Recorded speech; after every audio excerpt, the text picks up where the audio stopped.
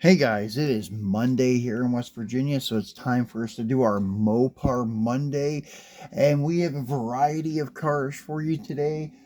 We have something from Hot Wheels, something from Autoworld, and something from Johnny Lightning, and they are all Mopars, obviously.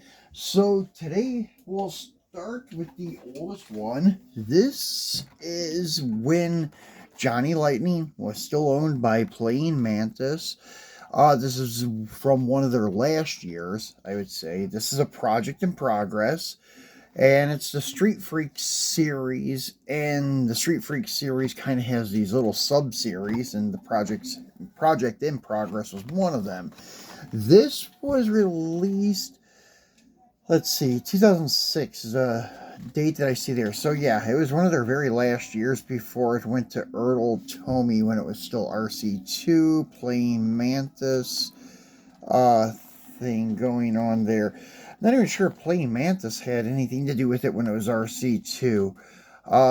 So yeah, I don't know. This company's changed hands a lot. I just know over the past several years, I think since 2016, it's been owned by Round Two, the same people who own Autoworld, and they also own the rights to Racing Champions now. But you don't really see a lot of newer Racing Champions being released. I don't know if they're putting that on the back burner and just going with Johnny Lightning and Autoworld. But to be honest with you, I don't hardly see either one of them at my Walmart anymore. I seen one case of Autoworld pop up this year, and that was the case that had the cat eye regular cab 2003 Silverado. And after that, we have not received any more Autoworld. I have not seen any new Johnny Lightning stuff since real early this year or late last year.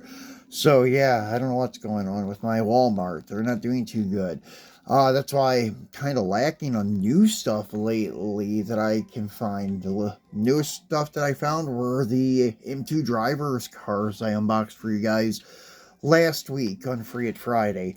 But anyways, let's go ahead and get this guy out of the package and look at him. This is one of their cars that I can say is true to scale, or at least close to true to scale. Doesn't have any fun facts on the side here like they do with Round 2. But anyways, let's get him out, take a look at him. And they do give you a cool little collector card if you're into that thing. If you do unbox them, you have this picture card, no facts or anything like that on the back, just a picture of the car. And Street Freaks is a glossy card and such, so it's pretty cool. I usually take those out and put them in a box and then discard the blister packs because these guys are never going back in the package. They're not really that high dollar of a car. I know some of them can turn into that, though. You'll be surprised that these random, regular, run-of-the-mill cars start becoming super desirable and start pulling big money. It's hard to believe on some of them. But anyways, this is not one of them. So anyways, this is your 1955 Chrysler 300, and going by book specs, these are supposed to be a little bigger than actually Christine, the 58 Plymouth. I think the length of them was supposed to be a little longer, not much, but a little bit. So this, I was comparing it to Christine, and the Outer World Christine is actually a little bit bigger than it, which is the way I would have thought. But going by the specs that I found, it said the Chrysler was a little bit bigger than Christine, but not by much. Christine being a 1958 Plymouth Fury or Belvedere. But anyways, it's close enough to being true to 1/64 scale to go into the diorama. I've got one or two that I was a little bit doubtful on, and a couple of them were from Green Light, actually. But Green Light, it's been a while since they claimed to be true to scale. Same thing with M2. The only ones that claim that anymore is Autoworld still. But anyways, back to our Chrysler. It looks really cool. The patina that they did looks like it's got some rust starting around the side molding, maybe where they did some body work on the fender leg here. and along the molding back here, and they primered it, or maybe even just painted it silver. And the front end doesn't have too much damage or anything. Opening hood with a slightly detailed engine compartment. And back to the driver's side, you have some other bodywork going on there. Some rust runs from like the chrome on the door. The paint is faded, so it's pretty cool. It'll fit into the diorama pretty good. That's why I picked it up. The price was right, and it was a Mopar, and it is one of these barn find looking cars. And I'm not really going just for Mopars for the barn find diorama. I was going for everything, but now pretty much the whole diorama, it's over full. So I'm going to cool it on buying some of these barn find cars for a while, unless it's a really great deal. I have, I think, 4 more coming, 3 or 4 more coming, and those will be the last ones. Now, next for us to unbox is probably the second oldest one, which it really ain't that old. I think this came out in 2018. This is from the Hot Wheels Car Culture series. This is one of the first years that they used the large card. They went from the small card in 2016 to the large card. Oh, this is 2019, so this is a couple years past that.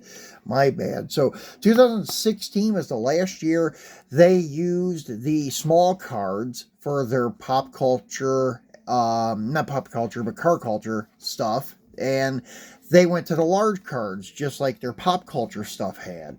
And they also started putting more details on them, and the price went up a little bit.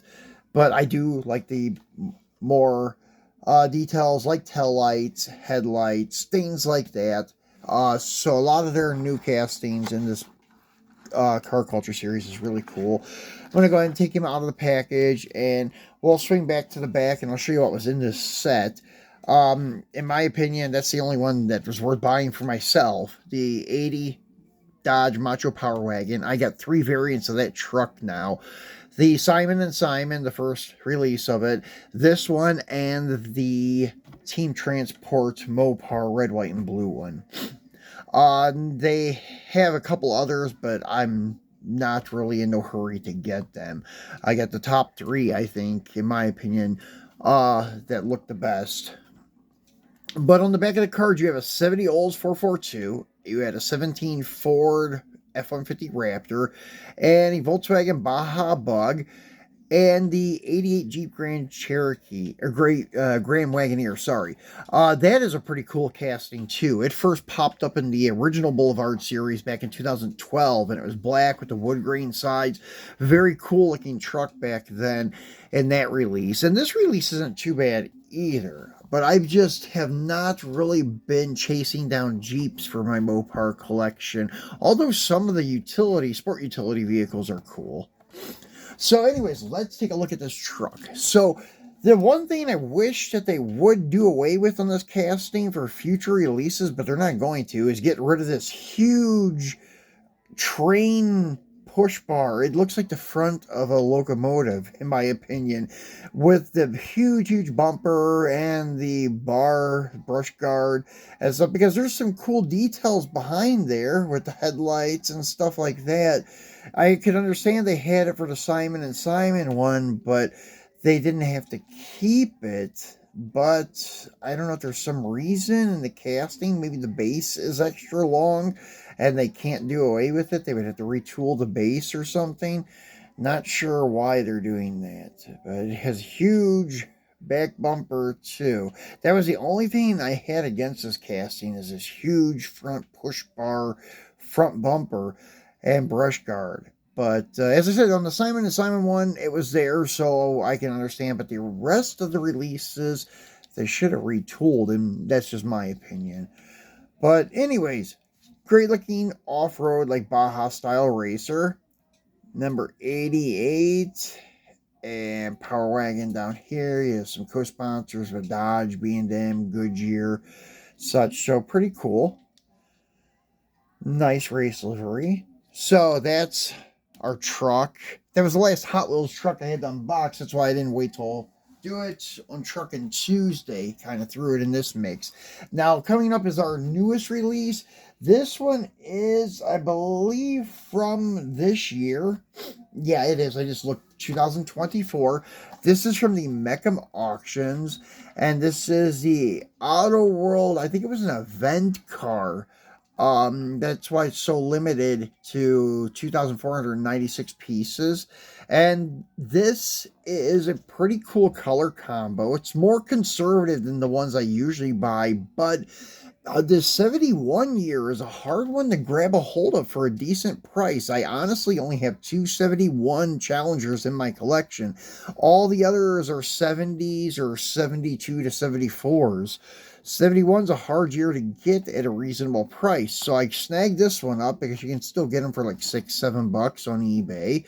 And it's a unusual color combo with the bronze metallic, I guess I would call it, with a gold vinyl top.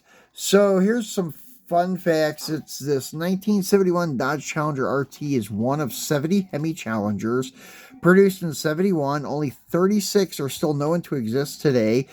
When sold in Kissimmee, Florida, it was still in original unrestored condition. In 2015, this extremely special Challenger was bid to a selling price of $704,000. Wow.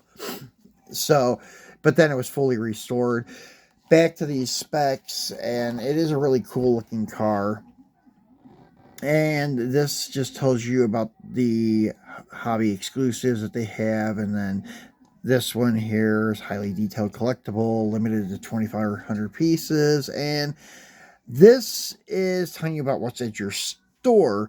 Look for Autoworld's premium series of diecast replicas, and this is collect all 6 and the 2023 release 4, the last release of 2024.